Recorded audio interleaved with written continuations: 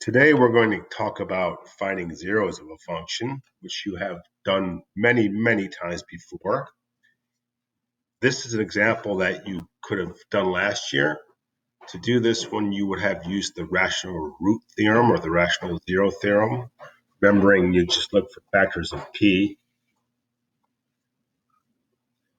all possible factors of q, and then use synthetic division to see which one works. I think negative 1.5, negative 3 halves is going to work here. We're not going to do it because there's a big problem with this rational root theorem. It only works if your zeros are rational. So it can be written in form of a fraction. Otherwise, it won't work. So that used to be a big problem. So we're going to imagine ourselves down in back in Newton's day, where there's no calculators. They could use the rational root theorem as well as we could. But for the functions that didn't have rational roots, there was a problem. So Newton made up a good way to find zeros of a function, any function. Maybe not to find exact zeros, but they're really close, almost as basically as close as you want to. So this video is going to show how that works. We'll start here. We're going to find the zeros, or approximate at least the zeros of this function. And I've already looked at this. It doesn't have any rational zeros, so the rational zero theorem is not going to work for us. So we're going to use Newton's method, and I'll explain how that works as we go. So the first thing I want you to look at is to figure out the approximate zeros. And we can use the intermediate value theorem to do that, as you know. The quickest way to do that in this problem is look for a value of x where this function is negative, and then look for a value of x where this function is positive. Since this function is continuous, there must be a zero that are between those two values. So first thing I would start with is x equals 0. You know, if x equals 0, this is f of 0 is 1. So that's pretty close to 0, so that's a good place to start. Anything positive will produce a positive value of f of x, so that's not going to help us. We can determine right now that this doesn't have any positive zeros. So let's try negative 1. If you use negative 1, you'll get a negative 1 minus 2 plus 1, which is a negative.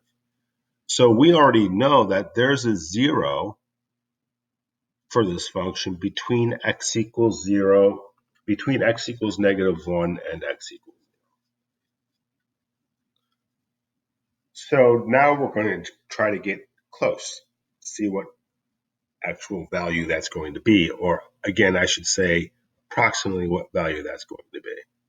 And in calculus, you know, somewhere between negative 1 and 0 is not close at all. You want to get really close. So we're going to use tangent lines. So this is a Newton's method, and, you know, he's loved those tangent lines, so here we go. We're going to write the equation of the tangent line to our graph at a certain number, x equals c, but what we want to do is use the value of x that's going to be close to the actual 0. So I would say if it's between negative 1 and 0, we're going to write it at, say, negative 0.5. So the equation of the tangent line looks like this. I'm going to actually write it in y equals form, just to add the f of c over, and we're going to use this equation of the tangent line. So again, I'm going to use c equals negative 0.5. So here's the equation of the tangent line when you plug in c. Now, before we do this, I want to show you a shortcut, because Newton's method, we're probably going to have to do this more than one time, depending on how close we want to get. So if you have a graphing calculator, here's what I would do to make this work and the work following it simpler. Plug in the derivative for the graph and the derivative. So I already plugged them in, and you can see them down here. You can see them down here. I graphed the original function in y1, and I graphed its derivative in y2. Now, if you didn't want to take the derivative, you could graph the derivative of y1 at x equals x, and we'll still graph it. But that tends to slow the calculator down, and usually it's not as exact. So I wouldn't do that. I would just calculate the derivative and plug it in y2. So the reason I did that is because we had to quickly figure out what the value of the function is at negative 0.5 and its derivative.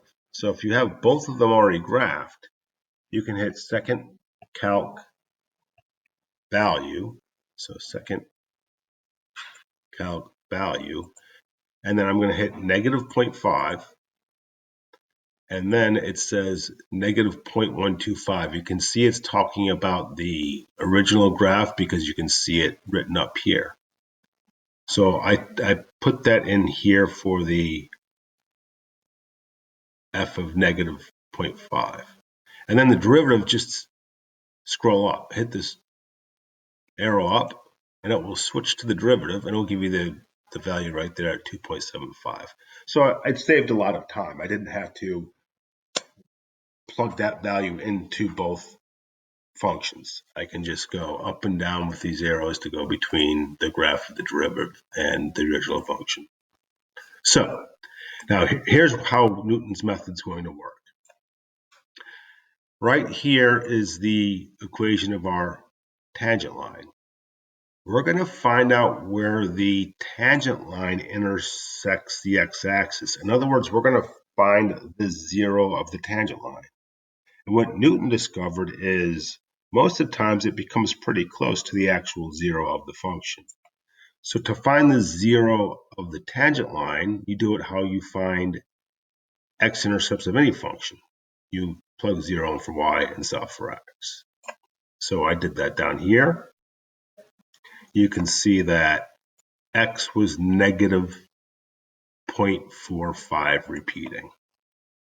And that, again, you just do that in your calculator. I typed in 0.125 divided by 2.75 and minus 0.5. You can do that all in your calculator. And there you go. So now let's look at it.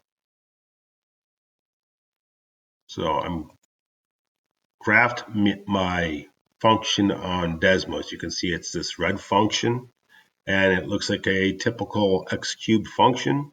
You can see it does have an intercept down here between -2 or -1 and 0. And then I typed in the equation we just got for the tangent line. It's this blue one. And if you look down here, you can't really tell the difference between the x-intercept of the tangent line and the original graph. So I'm going to zoom in. Still can't tell much difference. So we're already very, very, very close. Look at the difference between the actual intercept, which is the red graph, and the actual intercept of the tangent, which is the blue graph. So very, very, very, very close. And if you keep zooming in, you can see that. You see how we know our intercept for the tangent line was 0.4545 repeating? You can see that right here if you look at the x-axis. So they look far apart here, but look how close the graph is. So now that still could be too far apart. Let's get closer. So what Newton's method does is the process to keep getting closer and closer and closer. So if you remember, we guessed at our first x-intercept -0.5, and we found the x-intercept, or the x-intercept of the tangent line. Now we're going to make a new guess, but this isn't going to be any haphazard guess. We're going to guess this is our intercepting point, which is the intercept of the tangent line, which is -0.45 repeating. So here's how that works. So this is my new starting point. Basically what I'm going to do is I'm going to take this starting point x equals negative 0.45, and I'm going to replace that 0.5 with negative 0.45 and do the process again. So I did that here. So now instead of using 0.5, we have this new starting point. That was the y-intercept over tangent line, and we're going to do the exact same thing. So type that into the equation of the tangent line. The graphing calculator, you're still using the same function, so to get the results, just hit second calc value, and now instead of typing in 0.5, I'm going to type in negative 0.454545. I want to use as many decimal points as possible because the whole point of this is get close. So hit enter. It shows me my